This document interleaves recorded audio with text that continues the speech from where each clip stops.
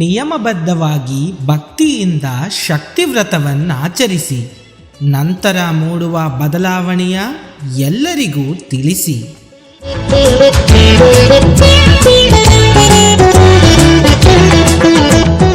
ಶಕ್ತಿಮಾಲೆ ಅಮ್ಮನ ಶಕ್ತಿಯುತವಾದ ಮಾಲೆ.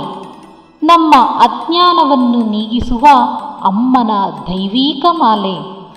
ನಮ್ಮ ಬಾಳಿನಲ್ಲಿ ಏಳಿಗೆ ಹೊಂದಲು ಅಮ್ಮ ಅನುಗ್ರಹಿಸಿರುವ ಮಾಲೆ. ತೈಪೂಸ ಶಕ್ತಿಮಾಲೆ ಇರುಮುಡಿ ಮಹೋತ್ಸವ ಇದೇ ಡಿಸೆಂಬರ್ 1, 2023 ಶುಕ್ರವಾರದಿಂದ ಜನವರಿ 24, 2024 ಬುಧವಾರದವರೆಗೆ. ಜನವರಿ 25 ಗುರುವಾರದಂದು ತೈಪೂಸ ಜ್ಯೋತಿ ಮಹೋತ್ಸವ. ಶಕ್ತಿಮಾಲೆ ಧರಿಸಲು ನಿಮ್ಮ ಹತ್ತಿರದಲ್ಲಿರುವ ವಾರ ಪೂಜಾ ಮಂಡಳಿಯನ್ನು ಸಂಪರ್ಕಿಸಿ. ಎಲ್ಲರೂ ಧರಿಸೋಣ ಶಕ್ತಿಮಾಲೆ ಇರುಮುಡಿ, ಅನುಗ್ರಹವ ಪಡೆಯೋಣ ಭಕ್ತಿಯಿಂದ ಬೇಡಿ.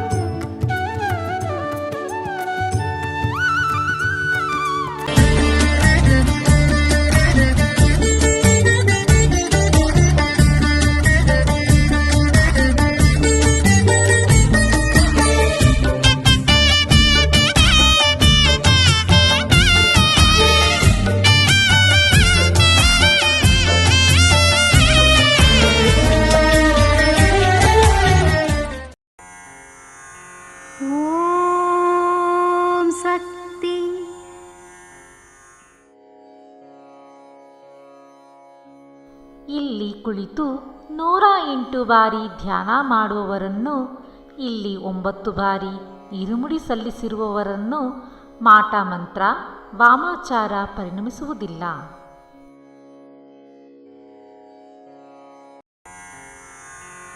ಓಂ ಶಕ್ತಿ.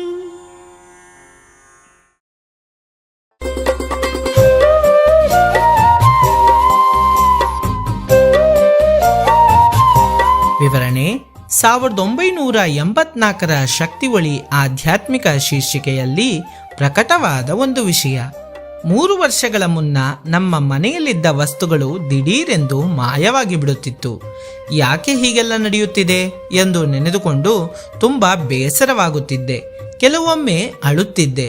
ಒಮ್ಮೆ ತಿರುಚಿಗೆ ಹೋದಾಗ ಅಮ್ಮನ ಭಕ್ತರೊಬ್ಬರು ಆದಿಪರಾಶಕ್ತಿಯ ಪಟವನ್ನು, ಮಂದಿರನೂಲ್ ಪುಸ್ತಕವನ್ನು ಕೊಟ್ಟರು. ಅದನ್ನು ಪೂಜಾ ಕೋಣೆಯಲ್ಲಿ ಇಟ್ಟು ಮಂಗಳವಾರದಂದು ಆರಾಧನೆ ಮಾಡಲು ಆರಂಭಿಸಿದೆ. 2 ಮಂಗಳವಾರ ಆರಾಧನೆಯನ್ನು ಮಾಡಿದೆ.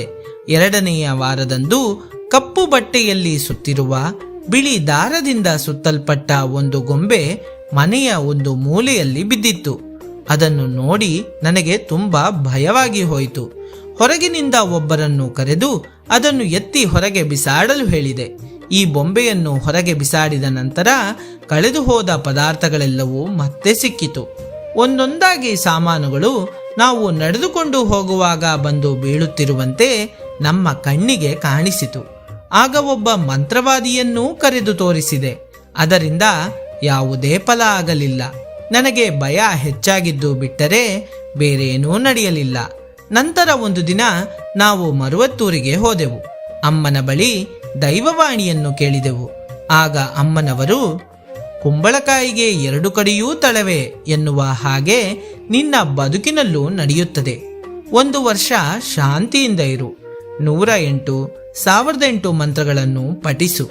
ನಾನು ನೋಡಿಕೊಳ್ಳುತ್ತೇನೆ ಎಂದು ಹೇಳಿದರು. ನಂತರ ನಾವು ಮನೆಗೆ ಹಿಂದಿರುಗಿದೆವು.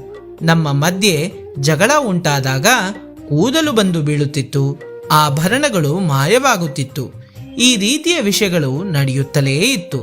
ಪ್ರತಿದಿನ ಅಳುತ್ತಲೇ ಮಂತ್ರವನ್ನು ಪಠಿಸುತ್ತಾ ಬಂದೆ.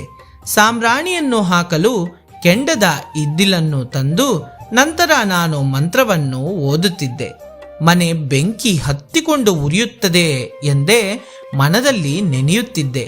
ನನ್ನ ನಕಾರಾತ್ಮಕ ಭಾವನೆಯಂತೆಯೇ ರಾತ್ರಿ ಸುಮಾರು 7 ಗಂಟೆಗೆ ಅಡುಗೆ ಕೋಣೆಯಲ್ಲಿ ಬೆಂಕಿ ಹತ್ತಿಕೊಂಡಿತು. ಅಲ್ಲಿ ಬೆಂಕಿ ಹತ್ತಿಕೊಳ್ಳಲು ಯಾವುದೇ ವಸ್ತು ಇರಲಿಲ್ಲ. ಆದರೂ ಬೆಂಕಿ ಹತ್ತಿಕೊಂಡಿತು. ಅಮ್ಮ ನಮ್ಮನ್ನು ಈ ಅಪಘಾತದಿಂದ ಕಾಪಾಡಿದರು. ಆ ಘಟನೆ ನಡೆದಾಗ ಮನೆಯಲ್ಲಿ ಯಾರೂ ಸಹ ಇರಲಿಲ್ಲ. ನಾವೆಲ್ಲರೂ ಹೊರಗೆ ಹೋಗಿದ್ದೆವು.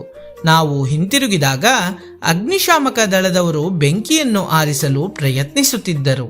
ಆ ಸಮಯದಲ್ಲೂ ಸಹ ಮಂತ್ರ ಓದುವುದನ್ನು ನಾನು ಬಿಡಲಿಲ್ಲ. ನಂತರ ಇನ್ನೊಂದು ಮನೆಗೆ ಬಾಡಿಗೆಗೆ ಹೋದೆವು. ಅಲ್ಲಿಯೂ ಇದೇ ರೀತಿಯ ತೊಂದರೆಗಳು ಸಂಭವಿಸುತ್ತಲಿತ್ತು. 10 ತಿಂಗಳ ನಂತರ ಈ ತೊಂದರೆಗಳೆಲ್ಲವೂ ಕಡಿಮೆಯಾಗತೊಡಗಿತು. ಮಂಡಳಿಯ ಮೂಲಕ ಶಕ್ತಿಮಾಲೆಯನ್ನು ಧರಿಸಿ ಮರುವತ್ತೂರಿಗೆ ಹೋದೆವು. ಅಂಗಪ್ರದಕ್ಷಿಣೆ ಮಾಡಿದೆವು. ನಂತರ ಅಮ್ಮನ ಅನುಗ್ರಹದಿಂದ ನಮ್ಮ ಕುಟುಂಬದಲ್ಲಿ ಎಲ್ಲರಿಗೂ ಒಳ್ಳೆಯದಾಗಲು ಆರಂಭಿಸಿತು.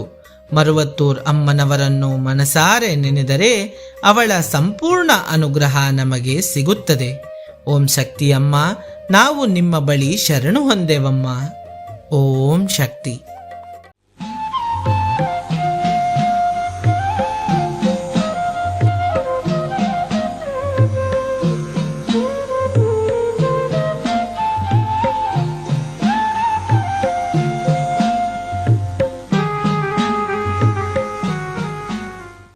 ಅಮ್ಮನ ನೆನೆ ಮನವೇ ಮೇಲ್ಮರವೂರಮ್ಮನ ನೆನೆ ಮನವೇ.